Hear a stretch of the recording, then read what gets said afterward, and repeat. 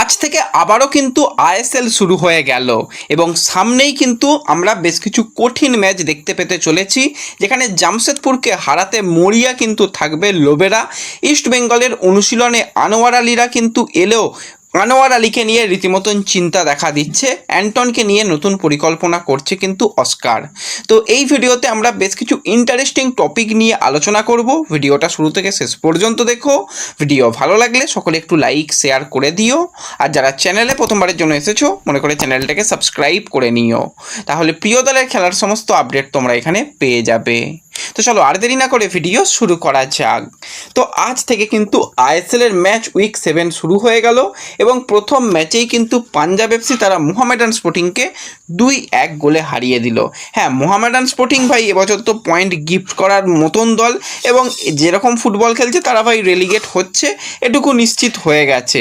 তো আজকে কিন্তু মোহামেডান প্রথম গোল করে, সেখানে কিন্তু ফানাই 29 মিনিটের মাথায় গোল করে মোহামেডানকে এগিয়ে দেয়, কিন্তু তারপর পাঞ্জাব সেকেন্ড হাফে তারা দুর্দান্ত কামব্যাক করে। সেখানে কিন্তু আরও একবার আমরা দেখলাম ইফিয়ংয়ের কাছ থেকে গোল, সে 47 মিনিটের মাথায় গোল করলো এবং 52 মিনিটের মাথায় কিন্তু ড্যানি র্যামিরেস গোল করে তাদের জয় নিশ্চিত করে। এবং টোটাল কিন্তু 11টা শট, 3টে শট অন টার্গেট, 2টো গোল, ভালো তাদের ম্যাচ গেছে। এবং পাঞ্জাবও কিন্তু তারা কামব্যাক করছে। হ্যাঁ, তারা শুরুটা একটুখানি মনে হচ্ছিল যে খুব একটা ভালো হয়তো করতে পারবে না, কিন্তু তারা এখনও পর্যন্ত 6টা করে ম্যাচ খেলে নিল প্রত্যেকটা দলই, এবং 6 ম্যাচে কিন্তু তারা চলে এলো 11 পয়েন্টে, যেটা কিন্তু একটা খুবই ভালো ব্যাপার। এবং পয়েন্ট টেবিলের দিকে তাকালে আজকে কিন্তু পাঞ্জাব ম্যাচ জিতে তারা চলে এসেছে পয়েন্ট টেবিলে ভালো জায়গায় 4 নম্বর পজিশানে। ইস্টবেঙ্গল এই 4 নম্বর পজিশানে ছিল, তো সেখানে কিন্তু পাঞ্জাব কিন্তু তারা 4 নম্বর পজিশানে চলে গেছে, ইস্টবেঙ্গল 5-এ চলে গেছে। তো পয়েন্ট টেবিল কিন্তু জমে গেল, ইস্টবেঙ্গল বেশ কিছুটা পিছিয়ে গেল, সেটা বলাই যায়। কিন্তু সবথেকে গুরুত্বপূর্ণ ম্যাচ আইএসএলের রয়েছে, সেটা হচ্ছে আগামীকাল যে ম্যাচ দুটো রয়েছে, দুটো ম্যাচই গুরুত্বপূর্ণ। প্রথম ম্যাচে জামশেদপুরের ঘরের মাঠে মোহনবাগান নামবে, এবং দ্বিতীয় ম্যাচে গোয়া তারা বেঙ্গালুরুর মুখোমুখি হবে ঘরের মাঠে। কারণ গোয়া বেঙ্গালুরু তারা যেই পজিশানে রয়েছে তারা কিন্তু 6 এবং 7 নম্বর। যে দল জিতবে, যদি গোয়া ম্যাচ জেতে তারা 3 পয়েন্ট নিয়ে তারা ভালো জায়গায় 13 পয়েন্টে চলে আসবে। বেঙ্গালুরু ম্যাচ জিতলে তারাও কিন্তু 14 পয়েন্টে চলে যাবে, এবং গোল ডিফারেন্স ভালো থাকলে তারা 1 নম্বর পজিশানে যেতে পারে। এবং এই ম্যাচটা যদি ড্র হয় তো সবাই খুশি হবে। তো এই ম্যাচটা তো হাই ভোল্টেজ ম্যাচ হবেই। এবং এর সাথে সাথে যে ম্যাচটার দিকে সবার নজর থাকবে সেটা হচ্ছে জামশেদপুরের মুখোমুখি যখন মোহনবাগান হবে। কারণ এই জামশেদপুর এবং মোহনবাগানের আমরা একটা দুর্দান্ত লড়াই আইএসএলের বেশ কয়েক বছর আমরা দেখতে পেয়েছি, এবং জামশেদপুর তাদের ঘরের মাঠে অসাধারণ, খুব সম্ভবত 850 থেকে 900 দিনের কাছাকাছি দিন হয়ে গেল এখনও পর্যন্ত জামশেদপুরকে কিন্তু ঘরের মাঠে মোহনবাগান হারাতে পারেনি। তো এবারের মোহনবাগান অনেক বেশি শক্তিশালী জামশেদপুরের তুলনায়, তারা কিন্তু ডেফিনেটলি চেষ্টা করবে এই ম্যাচটা জেতার। এবং জামশেদপুরের গুরুত্বপূর্ণ প্লেয়ার মাধি তালাল এই ম্যাচের জন্য খুব সম্ভবত নাও থাকতে পারে, সেরকমটাই শোনা যাচ্ছে। সে কিন্তু এখনও রিকভারির মধ্যে রয়েছে, ইনজুরি হয়েছিল নতুন করে।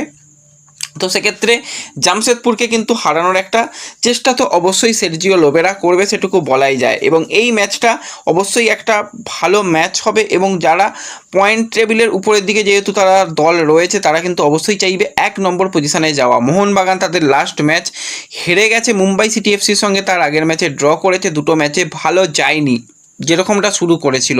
এই ম্যাচটাও অত্যন্ত কঠিন ম্যাচ হবে, এবং ম্যাচ শেষ পর্যন্ত যারা জিতবে তারা তো পয়েন্ট টেবিলের অনেকটা উন্নতি করবে বাদবাকিদের থেকে, তারা অনেকটাই কিন্তু ব্যবধান বাড়িয়ে নেবে। এবং যদি এই ম্যাচটা ড্র হয় সেক্ষেত্রে লড়াই আরও জমে যাবে। কিন্তু ধারে ভারে দেখতে গেলে মোহনবাগান অনেকটাই এগিয়ে থাকবে জামশেদপুরের তুলনায়, সেটা বলাই যায়। অন পেপার তো এগিয়ে রয়েছে, এবং হ্যাঁ, জামশেদপুরের ডিফেন্স অসাধারণ রয়েছে। সেখানে স্টিফেন এজে যেরকমভাবে খেলছে, প্রতীক চৌধুরী রকমভাবে খেলছে, তারা দুজন কিন্তু একদম ডিফেন্সের অন্যতম শক্তিশালী প্লেয়ার।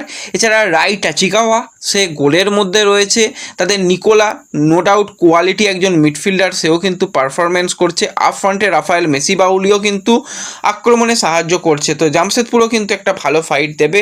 কিন্তু মোহনবাগানের কাছে ভেরিয়েশন অপশান রয়েছে, টম আলড্রেড, অ্যালবার্টো রড্রিগেজের মতন ডিফেন্ডাররা রয়েছে, হয়তো তাদের মধ্যে কোনো একজনকেই ব্যবহার করা হবে। মিডফিল্ডে অনিরুদ্ধ থাপা, আপুইয়া, তাদের সেই যুগলবন্দি দেখতে পাবো। ডিমি পেট্রাটোস, জেসন কামিংস, ম্যাকক্লারেন এবং রবসন রবিনো ফুল ফিট, তো সেক্ষেত্রে তারা আক্রমণ বিভাগে সাহায্য করবে। ওভারঅল এই ম্যাচটা হাই ভোল্টেজ এন্টারটেনিং ম্যাচ হবে নিঃসন্দেহে, সেটা বলা যায়। তো দেখা যাক শেষ পর্যন্ত এই ম্যাচটা কারা জেতে।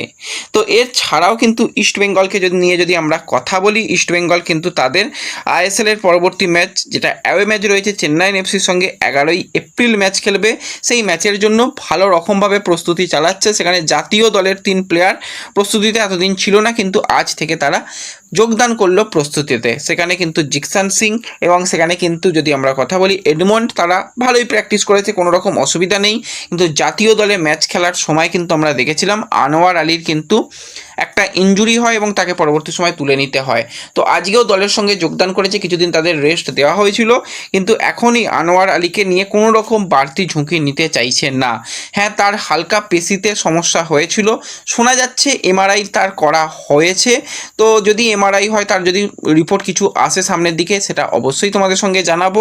কিন্তু ভয়ের কোনো কারণ নেই, খুব সম্ভবত সে এই ম্যাচটা খেলবে। 11 তারিখে ম্যাচ, হাতে এখনও অনেক দিন সময় রয়েছে, তার মধ্যে সে পুরোপুরি ফিট হয়ে খেলবে এবং সেই ম্যাচে আমরা সেই পুরাতন জুটি কেভিন সিভিলের সঙ্গে আনোয়ার আলী জুটিকেই হয়তো ডিফেন্সে দেখতে পাবো। কারণ অ্যাওয়ে ম্যাচে সবসময় সাবধানী ফুটবল খেলাটা ভালো, তো সেটাই কিন্তু করতে চাইবে অস্কার এবং সেই রকমভাবেই প্ল্যানিং চলছে। এছাড়া যদি প্র্যাকটিস নিয়ে কথা বলা যায়, প্রত্যেকটা প্লেয়ার ভালো করছে এবং জেরিকে নিয়ে অনেকে বলছিলে, জেরিও কিন্তু সে ভালো করছে। এবার কোচের প্ল্যানিংয়ের মধ্যে সে চলে এসেছে, প্রয়োজনে তাকে কিন্তু অল্প বিস্তর গেম টাইম কোচ দিতেই পারে, সেই অপশান কিন্তু রয়েছে। কিন্তু নন্দ শেখ অবশ্যই ডার্বি ম্যাচে একটা ভালো কাজ করেছে, ভালো একটা গোল পেয়েছে। তো নন্দকুমারকে নিয়েও কিন্তু পরিকল্পনা রয়েছে, কিন্তু নন্দকুমারকে দেখা যায় আজকে মূলত সাইড লাইনে সে রিহ্যাব করছিল। হ্যাঁ, ইনজুরি কোনো রকম খবরাখবর মেলেনি যে সে ইনজিওর্ড রয়েছে, সে খেলার মতন জায়গায় নেই, সেরকম কোনো ব্যাপার নয়, কিন্তু তাকে নিয়েও হালকা রকম পরিকল্পনা রয়েছে বলেই তাকে সাইড লাইনে রাখা হয়েছে। বাদ বাকি দল জোর কদমে অনুশীলন করছে, সেখানে বিদেশি প্লেয়াররাও কিন্তু খুবই ভালো করছে এবং এই জায়গাতেই সবথেকে ইমপ্রেসিভ পারফরমেন্স কিন্তু এই মুহূর্তে দেখতে পাওয়া যাচ্ছে, সেটা হচ্ছে অ্যান্টন সল্জবার্গের কাছ থেকে। হ্যাঁ, অ্যান্টনকে এখনও পর্যন্ত তার নিজের ছন্দে আমরা দেখিনি, কিন্তু অ্যান্টন অবশ্যই খুবই ভালো করছে। মূলত সেট পিসে সে কিন্তু নিজেকে ভালো প্রমাণ করার চেষ্টা করছে, কারণ সেট পিস অ্যান্টন নিতে পারে, এর আগে আমরা আলোচনা করেছিলাম। তো সেই সেট পিসে তাকে, যাতে সেট পিসগুলো সে নেয়, কর্নারগুলো সে নেয়, সেই রকম পরিকল্পনা চলছে। তাহলে কি অ্যান্টনকে প্রথম থেকে ব্যবহার করা হবে, জোড়া স্ট্রাইকারে যাবে, অনেক কিছু সামনের দিকে পরিকল্পনা থাকতে পারে। কিন্তু অ্যান্টন প্রস্তুতি পর্ব খুবই ভালো নিচ্ছে, সেটুকু বলা যেতেই পারে। এবং মিডফিল্ডে হয়তো সামনের দিকে গিয়ে কিছু চেঞ্জ আসতে পারে, কারণ জিকসান এতদিন ধরে তাকে আমরা সেন্টার ব্যাক পজিশানে দেখেছি। তো সেই জায়গাতে অবশ্যই যেহেতু ফিট হয়ে যাচ্ছে কেভিন, তো কেভিন সেন্টার ব্যাকে এলে জিকসানকে কিন্তু মাঝ মাঠে ব্যবহার করার পরিকল্পনা অলরেডি শুরু করে দিয়েছে অস্কার। তো দেখা যাক কতটা তাড়াতাড়ি এই যে নতুন পরিকল্পনায় যে পরের যে ম্যাচগুলো হয় সেইগুলো কীরকমভাবে খেলে প্লেয়াররা, সেই দিকে অবশ্যই আমাদের নজর থাকবে। তো এই ভিডিওতে এই আপডেটগুলোই শেয়ার করার ছিল। ভিডিও ভালো লাগলে লাইক শেয়ার করে দিও, চ্যানেলে প্রথমবারের জন্য এলে সাবস্ক্রাইব করে নিও। দেখা হবে পরবর্তী ভিডিওতে, ধন্যবাদ।